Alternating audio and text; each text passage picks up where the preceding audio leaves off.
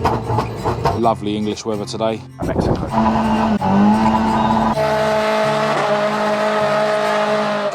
Hello and welcome to this video. I'm Marcus Hayes. This is my girlfriend Kat. And today marks 6 years since we first met. So that's 6 years that Kat's been putting up with my obsession with my Ford Escorts, and 6 years that she's been putting up with my other mental issues. I'm so grateful. Now, being the old-fashioned romantic that I am, later on I'm going to take Kat for a NANDOS. There's quite a few car meets going on in our local area tonight, and we're probably going to attend at least one of them, hopefully in Maud. Her clutch rattle is getting worse and worse day by day, but we need to go to Tesco's right now, and I'm at least going to be taking her for a spin there. Now, while she's warming up, I just want to explain a slight change of plan in terms of the order that I'm going to be doing things on this car. As I've mentioned before, there's a little bit of corrosion starting in the engine bay around here, and the same the other side. It's getting gradually worse, obviously, but it's not that bad. And the plan was, or still is pretty much, to cut the whole front end off, you know, remove both front wings, replace the wing rails, and basically I was going to replace the front panel and the slam panel, radiator supports, and the front cross member, which is behind there. You can now buy as one piece, so I was going to replace those as well. The reason I was going to go to town and cut the whole front panel off rather than just carefully unpicking the wings and doing the rust and replacing the wing rails is because I think that when it comes to stripping it down, I'll be able to do it myself if I just hack it all off. You know, once you remove the grille and the bumper and the radiator and stuff, you can literally just hack through there and remove everything. You know, I can just hack along here just to get the wing off and then carefully unpick things afterwards, which means I should be able to send it to wherever it's going to go to have the work done with it already stripped, which is going to save me loads of money.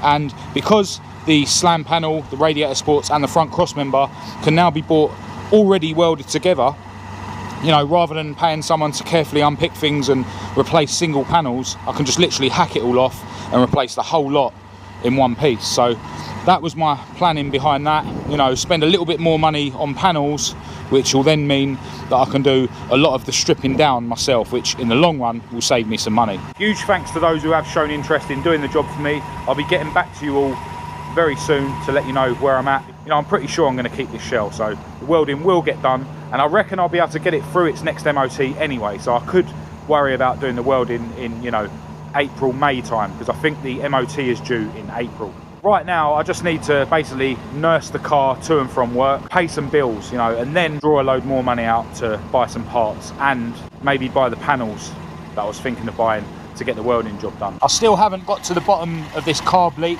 That's still leaking fuel. And I still haven't had a look at the leak coming from the brake reservoir. Unless that is just fuel coming from the carb, I don't know. But right now that Maud is all warmed up, me and Kat are going to take her to Tesco's.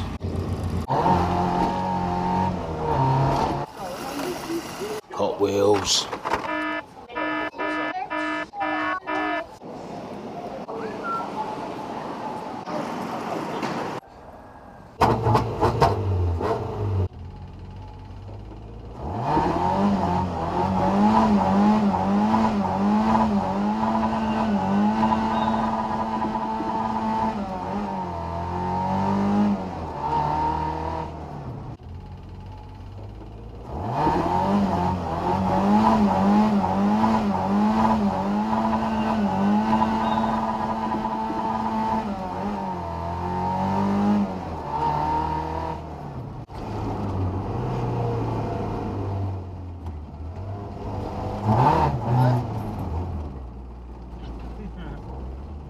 Always good to come back home from Tesco's via Mexico. We'll let Winston stretch his legs and take us for some chicken, and then we'll get Maud back out to go to the meet later.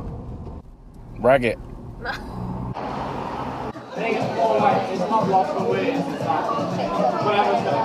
I think I might just get chicken. Okay.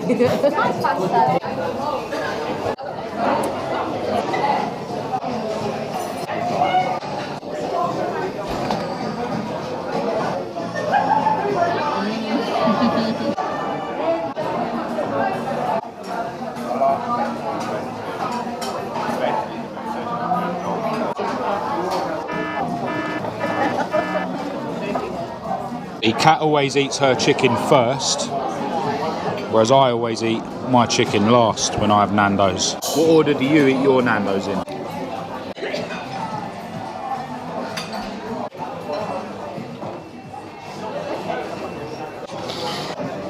My belly's full and my mouth is on fire. So we're ready to head off to the meet. Tony's already there, the guy with a Scooby with a couple of his mates, and he's just messaged me mentioning a drift area.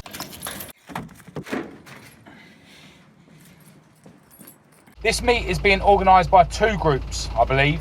One called Empire and one called A10 Meets. I'll leave links to their social media in the description of this video. Get some motion potion, good old Shell V-Power.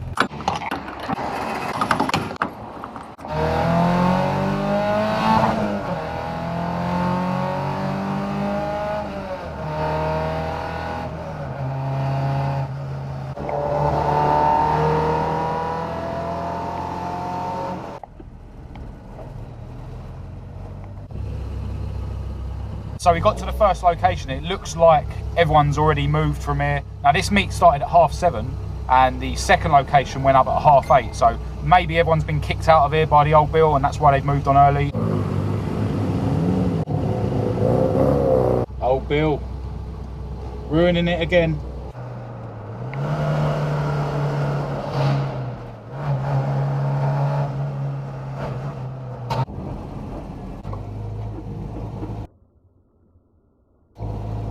Another location shut off before we got there, but that's the way it goes sometimes.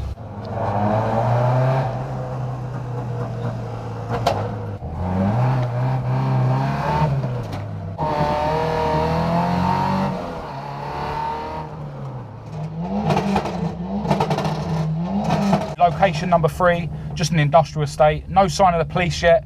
I don't think there's a drift area here or anything. Just see Tony go past in his Scooby as well. Yeah, there's loads of modern stuff here, but really liking this Pulsar.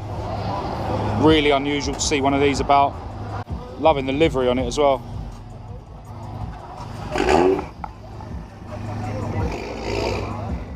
Spotted this one on the way in as well. Marlboro liveried Golf.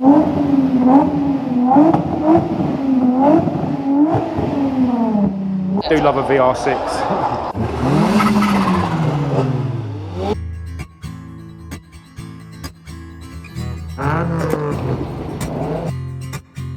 Oh, look who I just found, Tony with a Scooby. How you doing, mate? Found it, buddy. You alright? No old Bill at this one yet? Not yet, not yet. He's here with his mate in the Fiesta. Sick.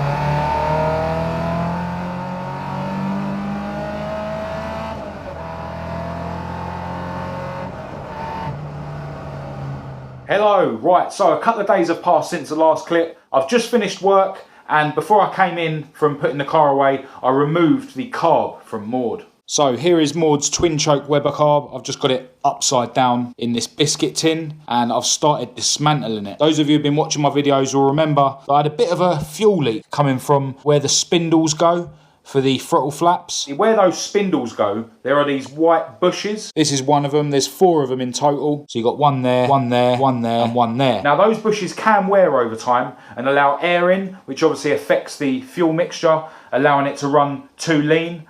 But apparently they shouldn't really leak fuel out unless you've got another issue with the carburetor.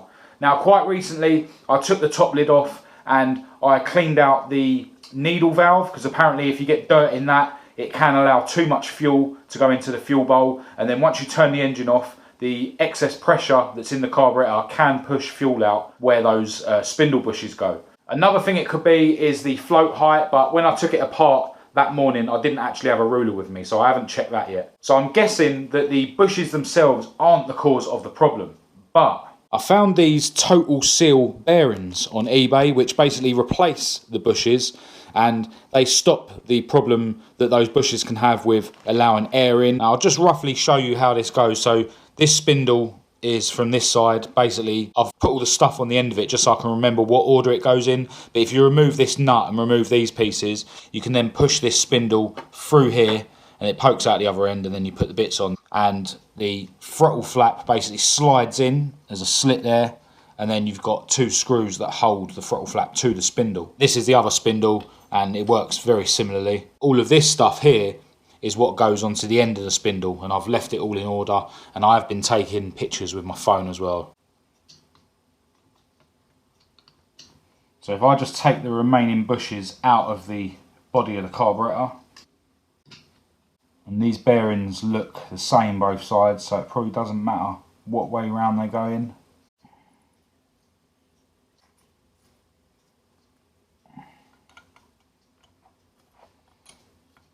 Just probably turn that round.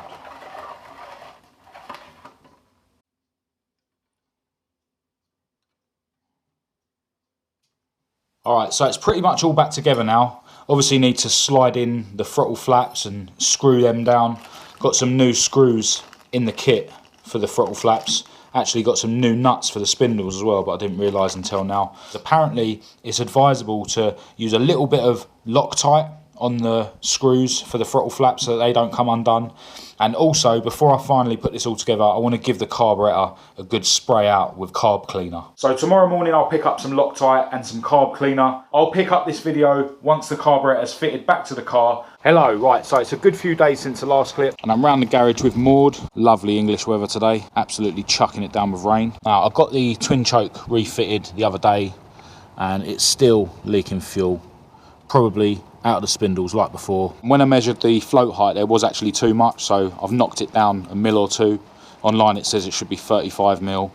It was about 37. When I done the little mini rebuild on this, there's one diaphragm or gasket I didn't change, and that's the one for that thing under there. I've had a look through all my carb spares and I haven't got one of those, so that could be something else that I should maybe change. Now, the reason I haven't put this straight back on the carb after I've done the float height is because I dropped the gasket in the puddle, so I've got it hanging up here to dry for a little bit, because I don't have one of them gaskets in with my spares either. There is something else that a couple of you mentioned in the comments, and I've been looking at that today as well. It's to do with the rear brakes.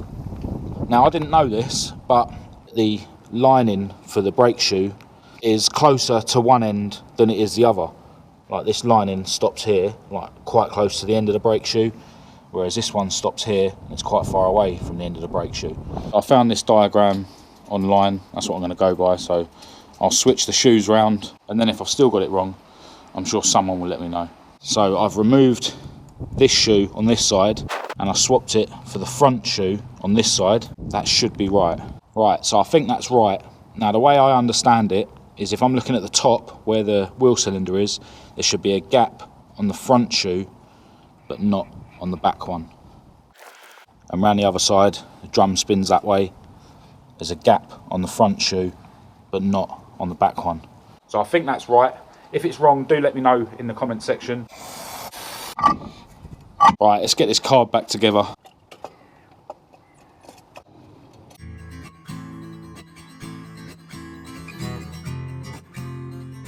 Wipe up the fuel stains, and then I'll keep an eye on it over the next couple of days. Just have to see if adjusting the float height stops it leaking fuel. I ain't holding my breath.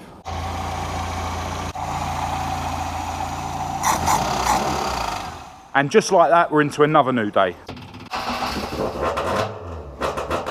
Now, when I drove the car home last night, I definitely noticed a difference with the brakes. They feel a bit better now that the brake shoes are the correct way round.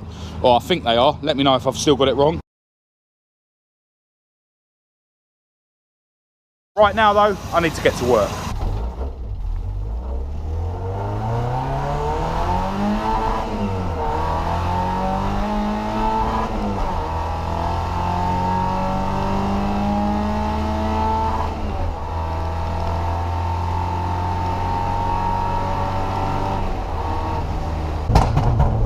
Before I end this video, I want to send a massive thanks out to everyone who educated me in the comments about leading and trailing brake shoes. Also, massive thanks to V-Dub Racing for the clip of me and Maud doing a burnout at the car meet earlier on in the video. Check the description for a link to their YouTube channel, and a massive thanks to everyone who has been purchasing stickers. If you haven't already purchased stickers and you would like to, the details for that are also in the description. Other than that, I'm going to end this video here. If you did think it was any good, please do give it a thumbs up and a share. If you didn't, give it a thumbs down. Click subscribe and activate the notification bell to be kept right up to date with any other videos that I post in the future. Make sure you check out my Facebook and my Instagram, and I'll leave the links you need for that in the description, along with my email address for anyone who wants to contact me. But other than that, until next time, thanks for watching.